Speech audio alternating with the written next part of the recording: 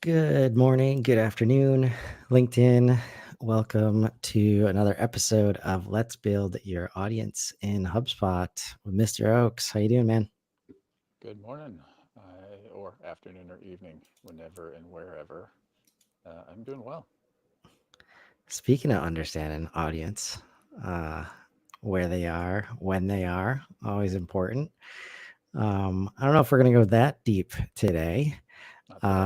but understanding a lot of those, little things about the people that we're trying to help, the people that we're trying to sell to, and what that means for our sales process, for our win rates, for our sales velocity, all the things that we say we want to see often as an organization.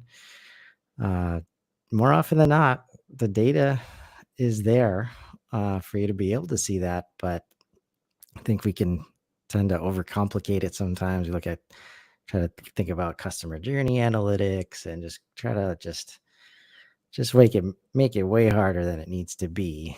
And I look forward today to seeing why it might not be so hard, and kind of the value of why you should be doing it in the first place.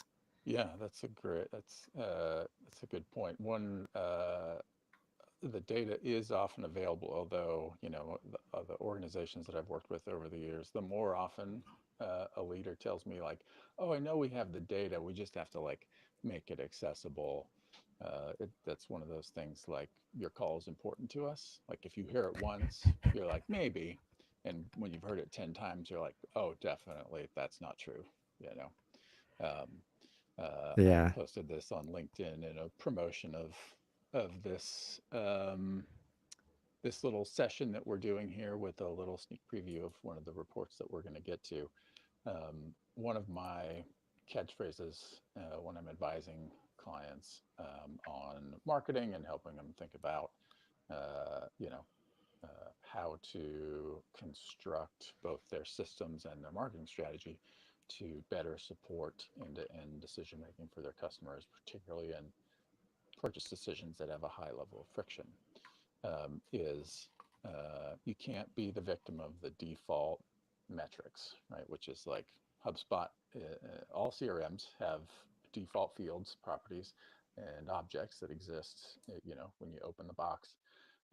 But those are kind of a good baseline for most businesses. It doesn't mean that they accurately reflect how you work, the information you need to know. It might be containers that are in the right shape, but you still got to fill them, right? And if you just think like, oh, we'll populate the data that there's properties for, and we will magically have reporting that tells us what to do, how to make decisions, how to optimize, right? And the for some structural things that's true, right? Like if you if you create x opportunities and close a percentage of those in a quarter, you've got a win rate, right? And that's a that I think of that as like pipes and wires, right? That's the um, the like systems through which these things flow, but they don't tell you what to do, right?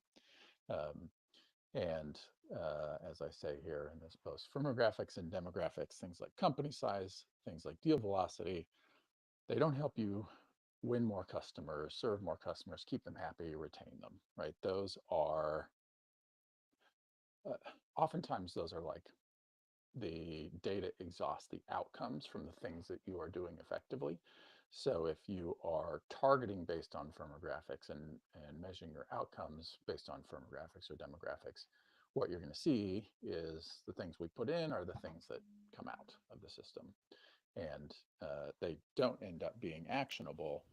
And if you have an opportunity in your pipeline, a BDR, an SDR, or a rep, for example, gets a deal and they see there's a firmographic match with your ICP. Okay, great. Like, do you open that sales call with, oh, well, I see that you're a technology company with 51 to 200 employees. I've got a great proposition for you today, right? Like, no, they have to start that conversation somewhere else, right? And if you focus on these default metrics, you are going to be completely in the dark about the things that are working and why you win deals and how you improve, right? So that's what we I called this last time. I said this will be our reporting one session. We could do a weekly show for, I don't know, 5 years maybe about how to report on this in increasing depth. But we're going to go with some basics on this topic today. So I'm going to pull up really quick here, like what maybe a default dashboard would look like. Or actually, you know what I'm going to pull up first is our diagram that I keep referring Yeah. to, if I can And find I it think this correctly. is a first step is being able to visualize or just have visibility. And when we talk about current state, understanding, what's going on, but also creating common language around what's going on. Yeah, It can be very easy to talk to a salesperson. I mean, most often you will talk to a salesperson about what's working and what's not, and who's buying and who's not, and get very different answers from yes, the CEO or the head of engineering or, customer success. So I think a lot like process, there is one, whether it's documented or not, data, there is data. And the way to get to whether or not it's valuable or clean or it makes sense is to show this stuff and say, hey, this says this customer group, it looks like the best ones. And then you show that to the sales guy. They're like, get the hell out of here. right, I have to work so hard to get those guys. Like this group over here actually make us the most money because they're one and done like every time. right. Right. Yeah, and the I mean, you touched on something there that is like so critical. And it's one of the reasons, particularly like as HubSpot expands their footprint, um, it bringing such like accessible tools to so many different segments of a business is like a CRM, and you could even argue that maybe HubSpot's like verging on an ERP, particularly as the app ecosystem expands. Um, eh, no, not a lot of people in an organization love the CRM, but it should be the thing where everybody can gather around a customer, right? Like it should be the diamond in the system, and everybody has a different facet, a different view into their aspect of what they need in order to be effective, right? Um, and service needs something different than sales, needs something different than marketing, needs something different than ops.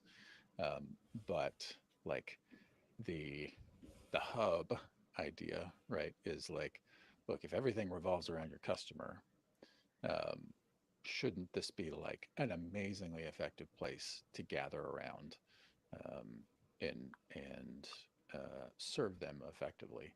And the different perspectives are often clouded, like like you said, like what's sales's entire compensation model, right, is around um, effectively closing with enough but not too much effort the deals that make the salesperson the most money, right? That's incentives are hard, and that's one of the reasons, right? Like so many companies have a disconnect between long-term success of an onboarded customer and the sales comp, even with clawbacks, blah blah blah, right? Like um, the and we need to, if we are going to all of these different organizations and saying what what works, what's best, who's long term successful, not just who do we close quickly. And again, sales is barring effective systems to support them, which is one of the things we've talked about several times here. They are always, I call it work on the top of the inbox, right? Like whatever 5, 10 hottest deals are the ones that have all of their focus, and maybe there's like a whale out there that's a sleeper that they're touching base with. But if you are adminning, sales tools for your sales team, a major mandate for you should be making it easy to work those hot leads without just relying on the inbound responses, without letting the important deals at the bottom of their list fall off, right? And it's the views into the data surfacing those things that help them. Yes. Um, Yeah. And and this is obviously like a very customer centric approach to yeah, solving this issue. And again, this path towards a common language and visibility can allow you to have these conversations in a much less personal way, right? So it's right, not like you think this and I think this, and we right, have different experiences. So there's no way we're going to come together. right, But the other way that I've actually been a part of, because what you just described, where there's hot leads and easy wins versus long term deals and bigger relationships that require work, like sometimes quoting like is brought into this system because we have a bunch of people doing a bunch of stuff. It looks good on the top level, but we're not right, hitting it somewhere else. And it's because we have no visibility to the margin. right, And when we just hit all these quick ones and there's no margin there, meanwhile, we're leaving these high value deals alone.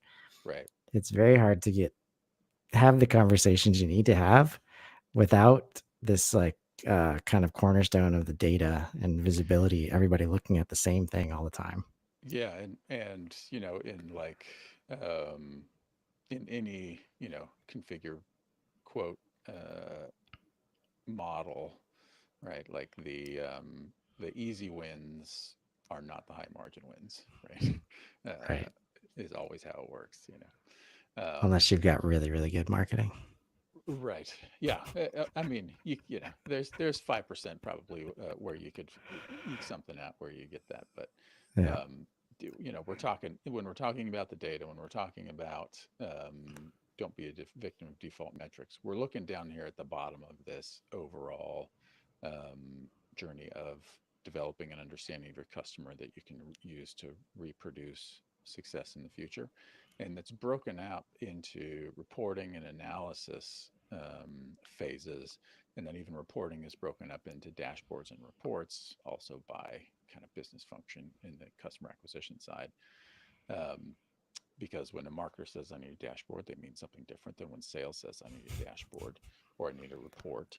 But when it comes time to analyze, and this is where we're going to talk today, um, the uh, you are like when marketing or sales or an executive asks for a dashboard or report, um, particularly when they are closer to the beginning of kind of the adoption journey of a sophisticated modern approach to uh, sales and marketing overall using a modern CRM. They are often looking for like the high level overview. Tell me what's going on. Tell me what next quarter is going to look like. How much, what's our weighted revenue in the pipeline? What's our forecast look like?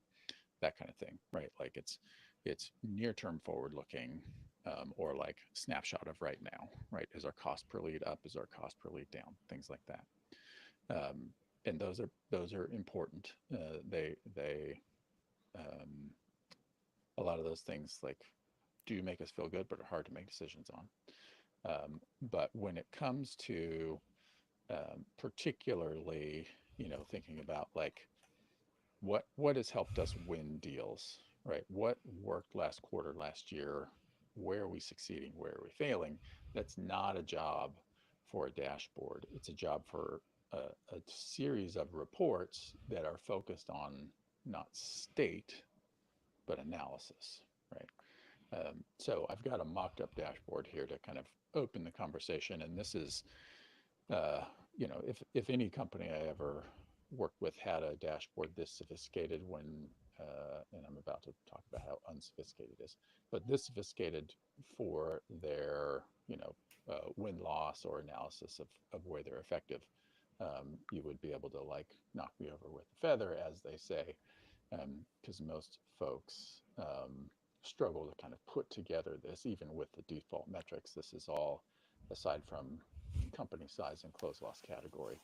These are default metrics, right? Um, Here's a little one of the a number one request that you will hear. I don't know if it's number one that I've seen a lot in the Sprocketeer community and that people ask generally about HubSpot and social when they're getting started, or questions that I field all the time. I'm like, oh, I was trying to do X in HubSpot. A number one request is what's my what's my close rate, right? And what is it among various segmented properties, right? Can I do close rate by deals created in Q1, or can I do close rate by company size, things like that? And there's not a out of the box way to do it, but this is just a quick tip in passing. If you make a pie chart report, deal stage, count of deals, and your filters is pick your pipeline and deal closed is true, then you get in the close one stage and close loss stage, assuming you are effectively using close one and close loss stages. Um, and so we get, high level, we've got a 32% win rate on our deals here, and we can see it's broken down by um, uh, won and lost by company size, right? So like most of these are 51 to 200. Second most is 200 to 501, or excuse me, 201 to 500. This is I should say, synthetic data to represent real world cases that I've worked on before. I don't showcase other people's data here. But we can see like our pie graph revenue by company size, right? Like 51 to 200. Oddly enough, like our biggest company size segment is our biggest wedge in the revenue pie. And then we have a couple small ones and super small companies, 1 to 50. We mostly lose and they account for very little revenue. Not surprising, right? Um, Average deal size by company, like the bigger they are, the bigger the deal is, right? Um, So and insightful. yeah, a breakdown of like the deals that we lose. What is the reason? And this is another, don't be a victim to default. Close lost reason is a free text entry field in HubSpot out of the box. One of the first things that anybody who works with the sales motion does is create a drop down list of frequent reasons. Hopefully, they dumped their close lost reasons, fed it through an AI to get some categories, and then added some of the obvious ones to it so that it is actually reflective of reality. But you close a deal. Why did we lose? Big one. Uh, if you don't police this, everybody will choose price or budget. Um, it's Or the first one's option in the drop down. the first option in the drop down, which is to make it fast is usually price or budget, right? The It's almost any sales consultants and sales leaders will tell you it's never budget, right? It's all like there's always a way. So uh, be hesitant about like making it super easy to just choose price. Like, oh, they didn't have the budget. It's like, huh. Yeah. You Or check in like and they went with just, your competitor 6 months later. Like, no, they had the budget. It wasn't price. Like, yeah. drill down. Or just like words like competition without any other context. Right. It's like, Yeah. okay. Really? There was competition on the deal? Boy, so helpful. Change Yeah. that. And But and yeah, unfortunately, it doesn't go without saying. I wish it did. If even for this first one, uh close rate, like if there's some process outside of the CRM and you have something like an ERP or an accounting system that allows the order or the sale to happen outside of the CRM and the deal does not make it into the CRM to even be closed won or closed lost, right. the data is immediately, you know, um, it gets worse Yeah. for you. And in all these cases, this is why, um, especially as you start to talk to the rest of the organization and CFOs, like these are all like very high level metrics that may or may not impact like the success of the business at all. Right. These other systems, why HubSpot is not considered the source of truth for revenue, it's because in these other systems, they are breaking it down by margin and product type and all the things that matter for real revenue, forecasting and how are we doing health wise as an Right. organization. And when you have things created like this, that's been from the marketing perspective, no matter how like well intended, it just doesn't tell the story that the other people want to understand, which is Right. why we're here today. Yeah, exactly. And and another common one of the data not getting back to HubSpot to be accurately reflected is if the deal can be closed outside of HubSpot is the deal was created and closed last quarter, but the loop wasn't closed, right? Either the it didn't get manually dragged, or I've worked with clients that have integrations that talk back to the deal and keep the amount in sync and move to close one when it's won and all of that. But you have a break in that chain because it's a hack together process, or it's like, oh, at the end of the month we move all the deals or whatever. You Got to pay the guys. can slip through the cracks, right? So, this is a again, a lot of companies don't have this level of visibility into what's going on in their system. Uh, uh, this would be, like I said, if a prospective client came to me and said, "Here's what we've got. Can you help us?" I would say, "Wow, you guys, you did pretty good here." Um, there's still a lot of headroom because the main question here, again, we're in this phase of like, let's look at what we've done over the last, whatever our look back period is, quarter, year, and say, where do we do well? What are our opportunities? And where can we improve? Like we've got our targets go up 12% next quarter. Where are we going to find 12% more deals and dollars? And even this fairly sophisticated for like just getting started dashboard, the answer is like, you know, I'm not going to put you on the spot, but I know that the answer is like, you, this isn't going to tell you what to do, right? Like you could be like, okay, our average contract value for, our biggest segment is 51 to 200 is 39. So if we're going up 12%, we can back into like total revenue.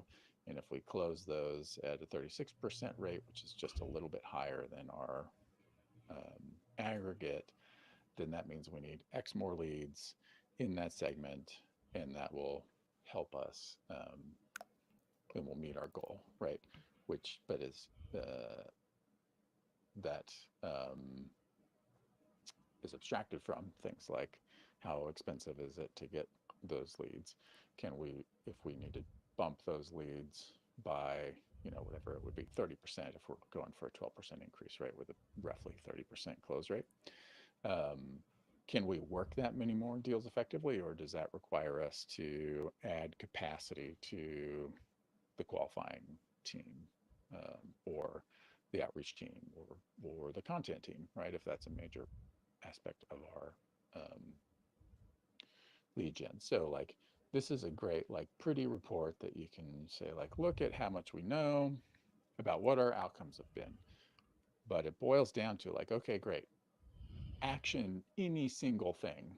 Ask any question that can be actioned from here, right? Like this answers some questions, but you can't take this uh, level of reporting at the analyze stage and figure out like, what can we do, right? Like you could compare these to targets or whatever, but it doesn't answer any questions for you. Why are we closing 36% of 51 to 200, which is better, but our biggest, 500 plus is our biggest ACV at, like at 50% larger, but we're closing them at an even higher rate, but we have a really low level of um, opportunities, right? So what's going on? This is why this firmographic, and if we're looking at deals here, this is like a B2B scenario. If we are looking at B2C, where we maybe don't use deals, we use like life cycle stage um, and then either like, payments or invoicing or something like that. We need the dimensions that tell us um, who these folks are so that we can drill down, right? Because uh, if we are losing 64% of our qualified opportunities with our biggest segment, um, we do want to know why. And this, if we segment this, this can tell us, but it still isn't actionable, and it doesn't tell us what our opportunities are, right, within Right. those And segments. it's like, this is why I kind of push back against most enrichment activities and tools, like, because you want, my assumption is you invest in those things because you want stuff like this to be easier, to be trusted, to be accurate.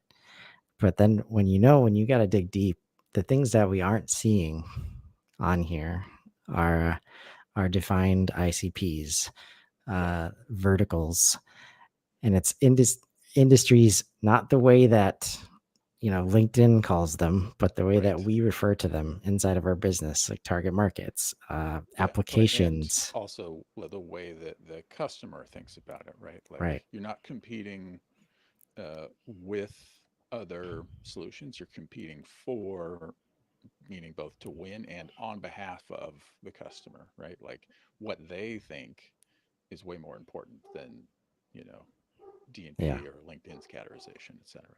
Yeah.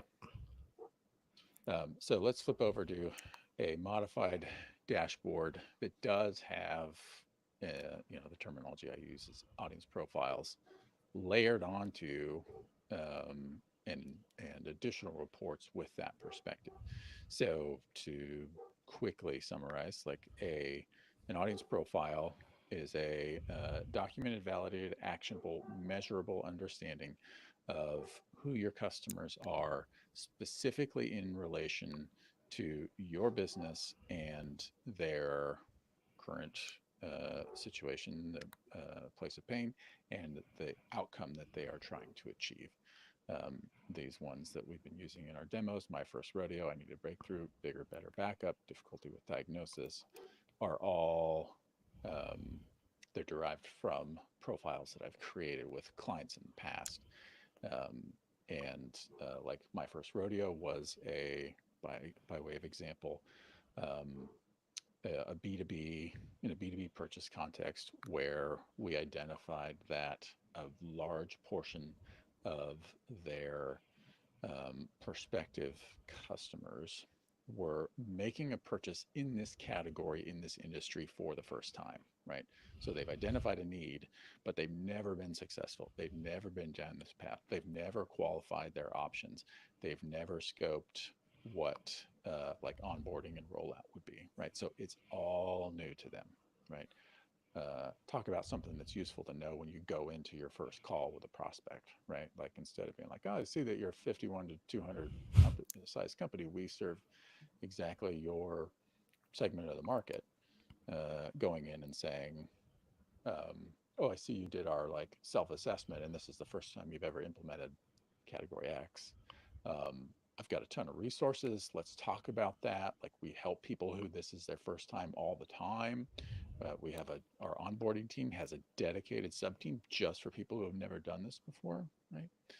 Um, the so not just knowing like here's the same report, here's our aggregate, win rate 32%, and when we slice by our profiles, we see like our my first rodeo is basically defining that win rate. We win 32% of them and we lose 68% of them, right?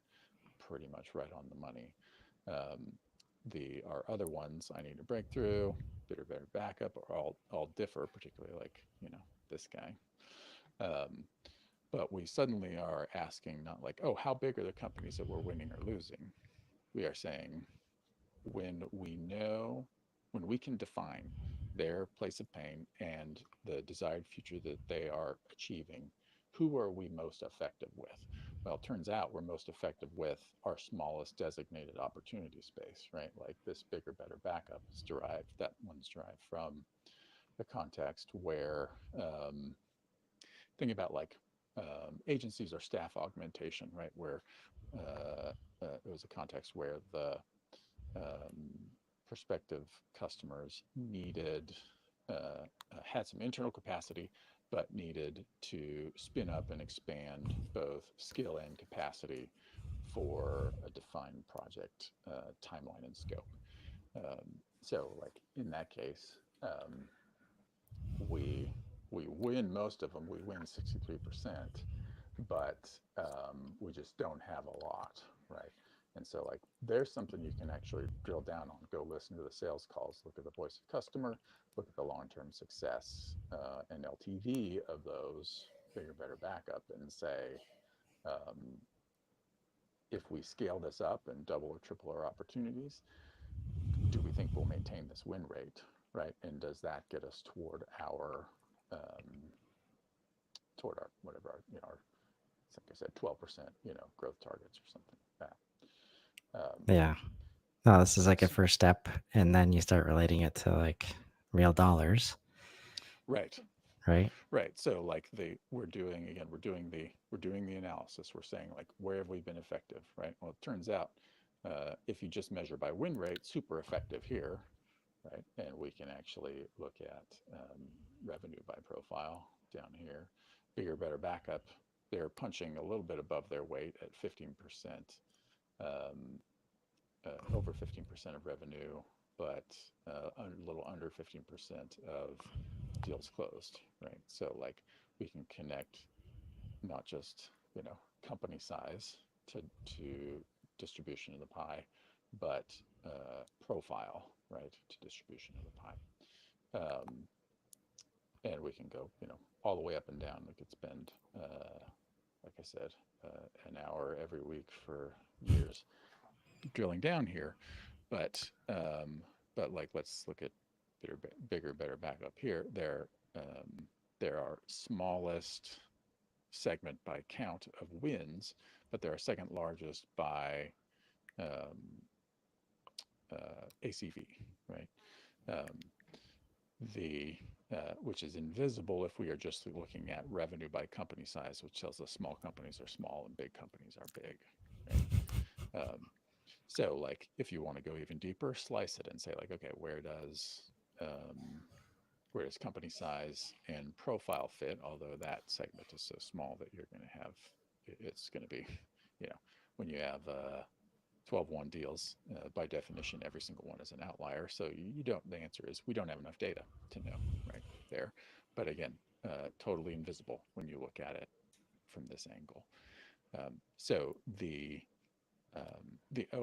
number one like tip learning here is in this case again we're reporting against deals because these are like a longer decision cycle B2B motion um, is these are deals that have they just have a show you here it's on all these reports um, but they just have an audience profile property added to the deal, which is populated based on in this case, there's a lot of ways to do this, but is populated based on the assigned profile to the contact who is associated to the deal as the decision maker, right?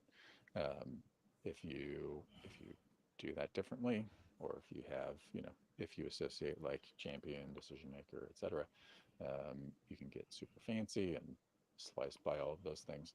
But basically, we want to say, look, if this deal is going to close, it's because the person who makes the decision fits in one of these camps, right?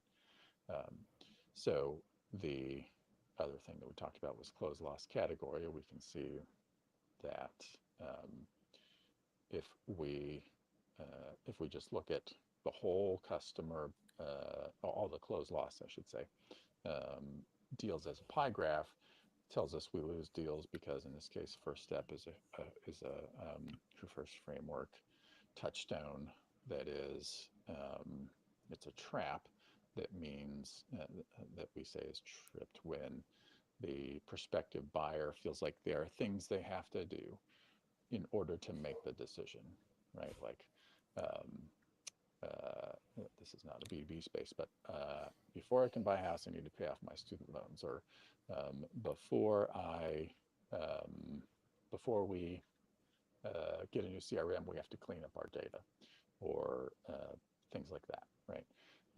So if you're hearing a lot of like, oh, I have to do these other things first, it's like, okay, great, let's make a, if you just have this pie graph, you would say like, well, we lose a lot of deals over these like first steps. So let's figure what they are and let's do some blog posts and let's give the sales team resources for when to share them. But let's look over here at profile and uh, and find where uh, which of these. Let's filter this.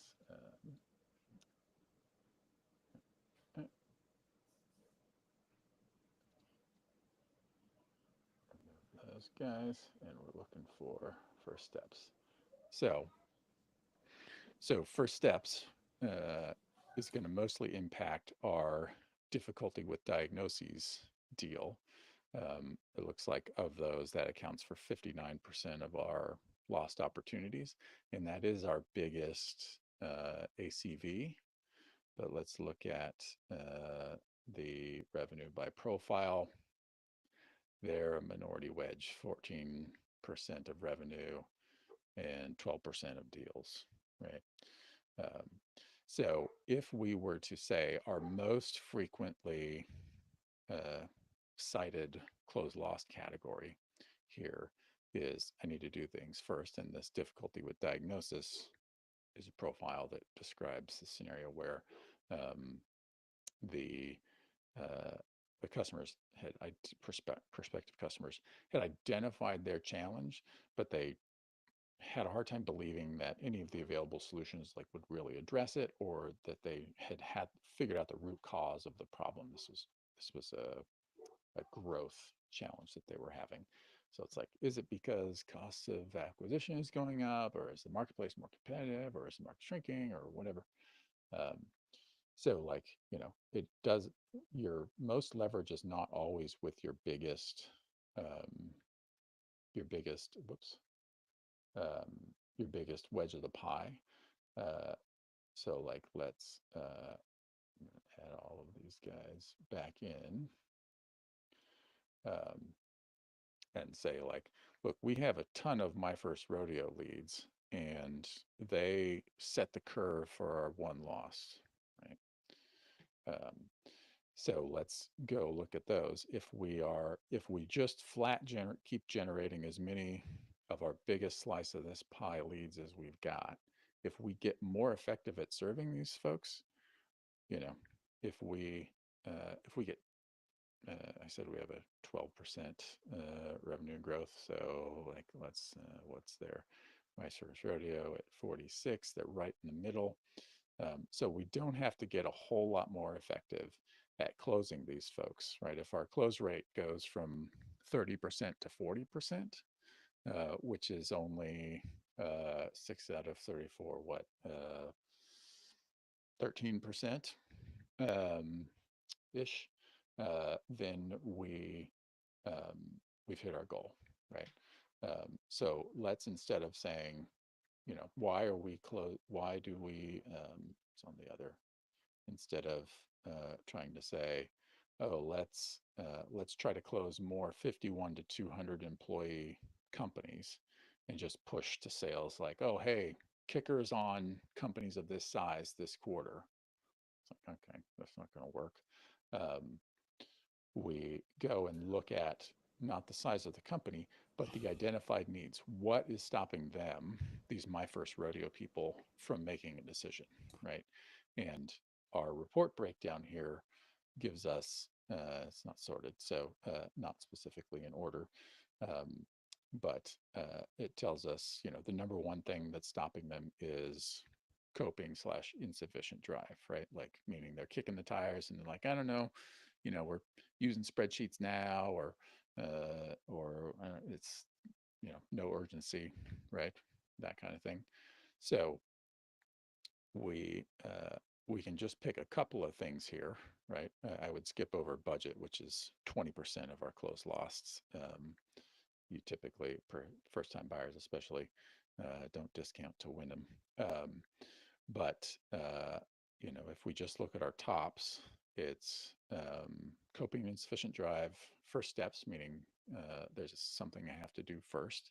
Um, that's probably a pretty good pre-sale educational content opportunity, right? Like how to buy product X that you've never bought before, an implementation timeline, right? So we now have for the segment whose mindset we can get into and produce sales enablement content for, marketing content for, marketing campaigns, uh, just tweak our marketing emails. Um, we have a direct place to go. And if we're keeping OK notes in our the free text close lost reason, or in our sales calls, right, we can run some AI summaries on the sales call transcripts to figure out like, okay, they're coping with their problem using what? And how can we position against that? How can we help them migrate from their spreadsheets to our solution? Or how can we uh, uh, get them more excited about the outcome, which they're, first time purchases of all kinds, people kick around for a long time, right? Can we motivate them more with the improvements, the efficiencies, or whatever value we offer? Because it will influence and provide value, serve them in their decision making, right? Like that's the whole thing, is we are using the profiles to get into the mindset of the decision making so that we can serve them better, versus like if we were to slice this by 51 to 200. I don't actually remember if my mock dashboard has our close loss category by size. I don't. But it doesn't give us, if we have, whatever, 20% of our 51 to 200 size companies, were close lost over, any one of these steps. It doesn't help us be ready for those calls, do sales enablement, do marketing to um, to support that decision making process, right? So, like when we're doing that analysis, what we are trying to do is come to an actionable conclusion where we've taken the input from all of this understanding the customer that we've done through all of this, built it, collect the data, we do the analysis in ways that allows us to feed what we learn all the way back into here, right? Because we can't create ads that say, if you're a 51 to 200 person company, click here, right? And then get salespeople to say that on the call. We're going to alienate. If we're lucky, we will just alienate everybody we talk to. But what we will do is see all of our efficiency metrics tank, right? Yeah. Um, and to get here, we need to have defined who our audience profiles are. And again, we just set the dimensions that we get on these reports on this dashboard that has the profile slice. It's a property on the deal, right? And we can set it manually if we have to do it manually out of a playbook, or we can automate it based on the profiles assigned to contacts when they come into the CRM via any of our top of funnel tools. And just doing that definition, let's listen to our customers, figure out who they are, what they need, what they're trying to achieve, and then we just pin it on the records. And then suddenly we have actionable analysis tools here that apply all the way back to the beginning of the funnel, to even like the messaging. We can apply this directly to the messaging that we put on ads, right? All the way. So, Yeah. No, I think that's where, if you're thinking this is complex, it's really not. The complex part is understanding the variables that matter, right, right? And if you are if you're in that first dashboard, the first step is just going to be like, okay, is company size, is this telling us anything? Right. And if it's, maybe it is or it isn't, or you're not sure, you click into one of these and you start going through right, like some examples to say like, hey, sales, tell me something interesting about right, this deal. Right. And then from there, um, you start to add those variables in. That's why we say like to get to and how you engage like marketing and sales together, starting with deal one data, like things that we know generated revenue. What did we do right? Right. Or what did we do wrong in the close loss cases? That should feed everything up the pipeline, right? And starting with data, that's the data we do know, we should know, Right. the experiences we know, right? And then the second thing, I just want to know if you can go to the profiles dashboard, like being very careful to understand what is actually being communicated when you put a dashboard in front of somebody, Yeah. from rational to irrational, everything in between. Because I'm just going to share my experience today.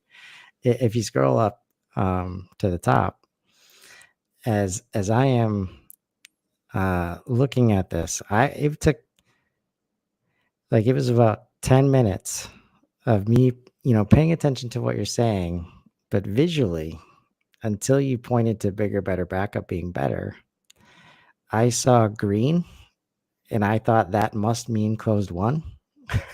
Right. So I wasn't digging into what each meant. I was letting the visuals tell the story for me. And that happens all the time where there's some work to be done to confirm. Like, half the battle again is common language. Is everybody looking at this report or dashboard and understanding what it means exactly the same, like Yeah. from a black and white data perspective, right? Yep. I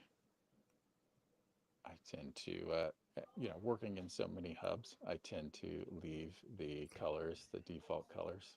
Something Yep. like this would definitely be more clear. That's a good example uh, of beginner's mind to be more effective in your communication. And this The is, and it depends on the organization and It who's in does. the room and all these things. Like, you might not run Yep. into that, but Yep. This so is much of this, I put this dashboard together for the sake of this call. I'm just going to say, like, if you, uh, I, this is a I do some like matrix level gymnastics to try to avoid having a dashboard actually be this long, right? In most client scenarios, because it's, even if you have this level of drill down, it's overwhelming, right? And yeah.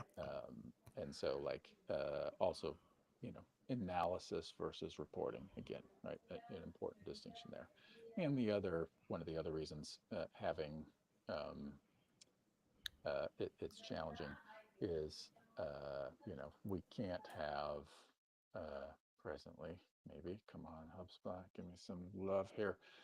If we have shared I'm going to say segments, but if we use shared dimensions across reports, can't exactly like share color schemes in a defined, reproducible manner where you say, like, look, anytime I segment by uh, um, profile, always make this profile value this color, always make the second one another color, and then make one of these darker, lighter for the breakdown so that, like, this um, what's a good example of cross? Like this one, should be nice if this segment, which is always the same property on the same object, was the same color as this segment, right? I get why that's hard to do, but it does make it hard when you have a lot of reports on a dashboard to be able to draw the like connections between the data you see in one report with the data you see in another. Yeah. No, that's exactly right. And that's why, like, it's more than just throwing data together and putting some charts together. Right. The curation piece of what, and understanding, like, if you're going to the dashboard route, the whole thing tells a story. Each chart is a part of that story, and you don't always know exactly what people are going to key on. So when you just create the dashboard and then send it to an exec, right? The reason that everybody says, keep it simple, or they don't have time, or all these things, are because of the situations where they don't go well. And you give them like a dashboard with like 20 reports on it. Like, I've had some directly, like, they just see that there's 20 reports on it, and they do not look at one, just Right. because it's And like a lot of times they love it. They're like, okay, great. Yeah, that, like I know that we have data, right? Is right. often because they want what reporting for executives, like Yeah. there's got to be like 50 master's level theses, about that. It's so challenging. Um, the even just translating the I need X data into like, okay, let's work back to like what are you trying, I have this concept of like reporting stories in the same way that we have user stories in product development. Like, who are you? What are you trying to do? Are you trying to decide something? Are you trying to communicate something, right? Like, what are the goals? And let's work back to the data, not just like, you know I need this data by this value, right? um, and constricting it, right, for those use cases is super important. But again, like that executive reporting is at this level almost always, right? Because if you this stuff is this is at the analysis stage where somebody responsible for the KPIs that we're trying to move with what we learned from this is going to come up with the narrative, come up with the strategy, and then present it back to the executives, right? Like we've got a 12% increase revenue target for Q4, or like let's say Q1 at this point. Um, and we have identified an opportunity with this segment for this thing, and if we close just whatever 14 incremental deals, which we think is reasonable, then we will hit the target on that alone. And so we're going to put all our wood behind the arrow on that campaign, and by all our wood I mean content refresh, right? And creative refresh, right? And then a little bit of messaging tweak, and some adjusted inputs for the SERs qualifying those people to listen for and provide this specific content. That's not a real labor intensive campaign, right? Um, but the executives want the learning, the outcome, and what we are going to do with it from that analyze stage. Yeah. They want a chance to know which investments are working, which are not. Are we taking advantage of the opportunity that we said we had at the beginning of the year? Right. Like all these things that without these reports, these stories, like you end up talking about it every week and nothing happens. And you're either, I've seen two things happen. One of two things. It's either, uh, business is decent. There's nothing screaming at us. So we do this high level look. Everything's fine. We're never going to take advantage of any opportunities that might be presenting it that way, but there's nothing that appears to be at risk. Right. So, all right, we'll bless it. Or there is risk. We are feeling something, or we do know we need to know, but we haven't built these reports. So we go through every single deal Right. every week. And then we're at the end of the meeting by the time we're done just going through the deals. So there's Right. no time Or to talk about you're insights and what we've learned. Right. you go through 4 deals by the time you're at the end of the meeting. Like that is Yeah. so time intensive. And yeah, like the um, that's uh, it's a great example of like default. Don't be the victim of default metrics, right? Like the you gotta have segmentation, right? Is the terminology we typically use for this. But like, if you are just looking at top level outcomes, like close rate seems good, revenue looks good, we hit the goal, we have a little bit bigger goal next quarter, but if we spend a little more and we incentivize a little harder, then we'll hit the goal. Like those default metrics, those like zoom way out, hides all of that success and failure, because you don't have the dimensions that describe why you win with who, right? Um, if you had a sales guy who is or gal salesperson who is really good at bigger, better backup, and it's the my scroller isn't working here. Second biggest, it's an okay slice of the pie. You know, they might be able to close a deal a month, and make a great commission, right? Um, but but the answer to your, like, that's invisible if it's just like, oh, they happen to win the segment, that segment really well, and everybody else fails with them, but they see, you know a big deal a month, um, and so they're really good at that, right? And they've evolved alongside with those one deals, which has not happened for these other segments, right? So like just getting more of those folks isn't the answer because we don't have that visibility into data. Yeah. Yeah. And then like this starts us on the path to really understanding because because just so many times, especially when it's compensations involved or president's club or any of the things that you're trying to do to motivate people, it becomes very easy when product and engineering is not necessarily paying attention to that. We're just making new stuff, Right. and you're starting to compare. You segment your team based on the segmentation that you want, and segment A is like, of course, segment C is crushing it. They just got a brand new product. My product's 2 years old, Right. like, and I'm in a saturated market. Like, obviously, they're gonna be doing better than me.